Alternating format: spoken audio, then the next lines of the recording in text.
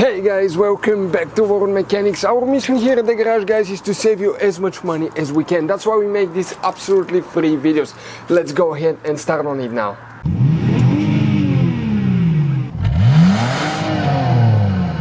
So let's start on it now. So guys, the TPMS sensor fuse, where you can find it. Now, by the way, if you need to buy a TPMS programmer reader right here, we will put the link where you can get it from, guys. If you want to see how to program TPMS sensor, it's a piece of cake. We have multiple videos on our channels that will teach you how to do that. Go ahead, guys, and open the hood, and once we open the hood here on the driver's side, if we zoom in a little bit, you will find right here the car battery. In front of it is the main engine fuse box. Press these two tabs, lift up that cover, and underneath you will find the main engine fuse box with a layout like this one. Before we continue, let's explain quickly why it's always a good idea to test fuses and relays. Guys, it's very important to always test your fuses and relays. Why? Sometimes you may think you have a good fuse, guys. It's hard to tell. Look at those fuses, right? And sometimes, okay, you pull the fuse. Okay, I'm going to get the fuse puller and I'm going to remove one fuse. I want to show you on that 20 amp fuse. Sometimes it's very unclear if that fuse is burned or not. You may not clearly see it. So always, guys, test them, because if you don't test the fuse, you assume it's good.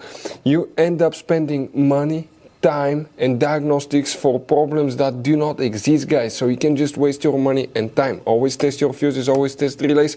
We will put links in the description of the video below where you can find, guys, a video for testing a fuse and testing a relay that will explain everything that you need to do.